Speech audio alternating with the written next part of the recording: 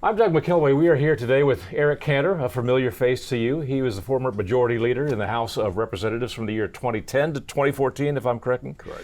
If I'm correct. Also a congressman from Virginia's 7th District.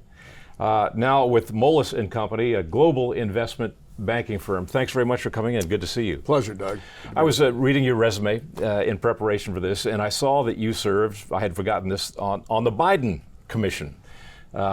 To talk about government waste, government budget issues, and the ever-increasing debt. And just prior to our interview here this morning, I looked at the national debt clock about an hour ago. It stood at $28,084,425,000,000 and rapidly spinning upwards. This is badly outdated now, just an hour ago. What do you think as you look at the Biden administration and its massive spending spree and the national debt? Well, Doug, it's an amazing thing to sort of witness, given that my experience with then Vice President Biden back starting in 2010, 11, and going forward when we were engaged in the struggle about lifting the debt ceiling in the country. And that was a real discussion over many, many months and years about how much should our debt be, and that translated into how and what size should the government be in terms of its existence in our economy and the role it plays in our lives.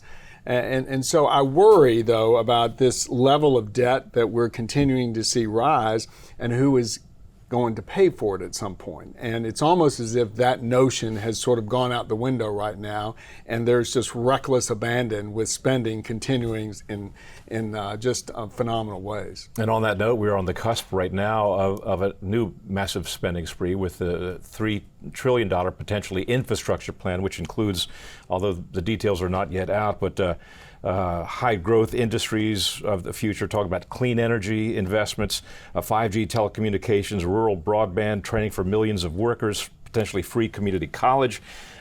Mitch McConnell, the minority leader in the Senate, says this is a Trojan horse for more tax increases. Your thoughts?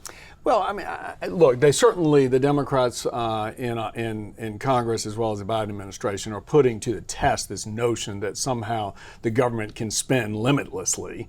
And I do think that the markets are going to have a say in that if they actually proceed with and are able to get another $3 trillion across the table and signed into law. You know, you have to look and sort of take a step back and wonder what it is that they're trying to achieve. Because I think anytime you spend the taxpayer dollars, you've got to ask that question. On the first go round with the $1.9 trillion bill that they just passed, on top of the $900 billion that was passed back in December, you got to ask, what was the purpose of that? And the purpose, in my mind, should have been, number one, to take care of the COVID pandemic, meaning address the safety issues that need to take place from a health perspective, get the vaccine distribution out there, and then beyond that, address what needs to be addressed, that is the unemployed that are out there, provide that safety net for them, and then maybe address the small businesses and those that were impacted by the government shutdowns. But instead, what they did is they threw a lot more money at states and localities. They're paying families who never even lost their job up to $160,000 a year. Families are getting stimulus checks from that last $1.9 trillion bill. So as we look towards the next package they are considering, you have to wonder, how in the world does this even make sense if we are going to expect our government to live within its means? Working for a global investment firm, as you do, I'm curious what the perspective is of that industry as they look at this spending spree. Well, I think clearly, if you look at the bond markets right now, you're beginning to see that those investors in bonds are feeling that we're going to see a period of inflation coming on.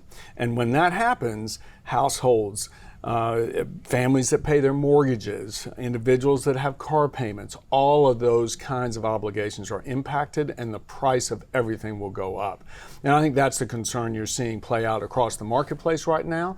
There is nothing for certain, because the Federal Reserve, that they seem to think that this is going to be a temporary thing that will go back to a low inflationary period. And I think we'll all see. When you served on the Biden Commission, did you have any sense that he was aware of the threat of massive debt and deficits?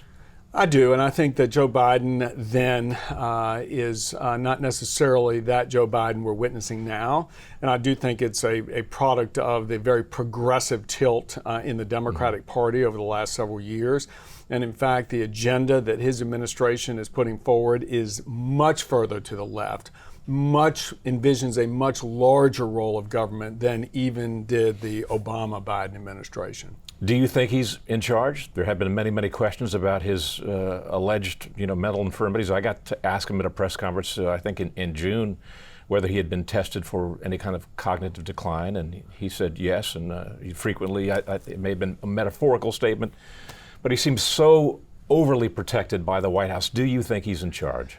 Listen, I do. I have no idea about his medical condition, but I will say I do so far think he is. But the influence that the left is having is outsized in terms of the policy that he is advocating now. So whether he's in charge or not, I think politically the pressures are so great from the progressive left, from the Bernie Sanders, Elizabeth Warren wing of that party, that's where we're going to see things head in this country, which is why it's so important as a conservative and as a Republican that my party go in and counter that with a vision of a sustainable future in terms of a strong economy, jobs for the future, innovation focus, and hopefully we're going to see a real debate occur. Part of this leftward tilt of the Democratic Party embraces these new concepts of wokeism, racial identity politics. It seems to be cancel culture. It seems to be just overtaking the party in many respects. And many critics of it say this is a return to tribalism, something that Western culture, which is also under great criticism right now, got away with hundreds of years ago. Do you see dangers in it? It bothers me that it automatically things turn to identity politics off the bat with the Democrats today. And the kinds of things that you hear them saying, I think turn off most Americans. And I think that's why the Republicans have been so competitive across the country, is this is a center-right country. I mean, we believe in fundamental values of hard work, of equal opportunity for all, not the government coming in and saying we've got to have equal outcomes. And as the left goes about trying to revise history, as the left goes about trying to point blame at those who are successful, I just think there is going to continue to be an uprising of people to say, no, that's not what we're about in America. What makes America so exceptional is this vision that we're all on this earth due to the equal rights that we are afforded and the freedom we're afforded by our Creator.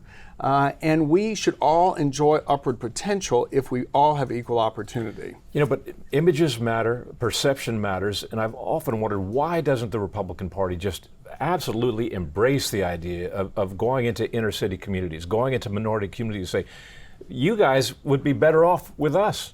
We don't want to be a party of white males. We want to embrace everybody, because you should adapt to our line of thinking about free markets and upward mobility. There's no question. I think what you're seeing in this sort of political realignment that has occurred, and especially in parts of the Sun Belt, as we saw the outcome in the races in Arizona and Georgia, you're seeing increasingly diversified suburbs and communities around large metropolitan areas turn away from our party because we're not doing that job. And for the future of the party in terms of our electoral gains, we have got to be there in those communities talking about our values of hard work, of equal opportunity, and upward mobility.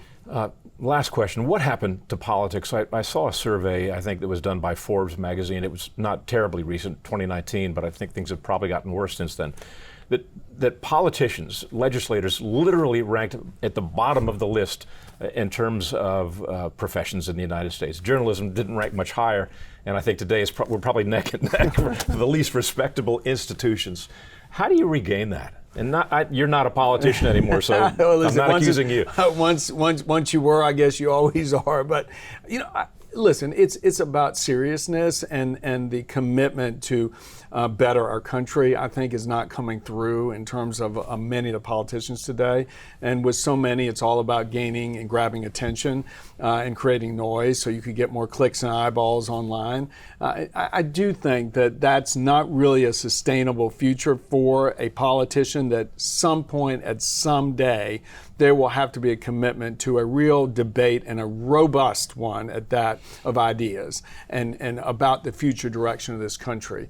And unfortunately right now, the incentives that are in our system don't really lend itself to that. But I'm an optimist, and I'm hopeful that will really become a reality. Former House Majority Leader Eric Cantor, thanks very much for your time. Doug, it's a pleasure.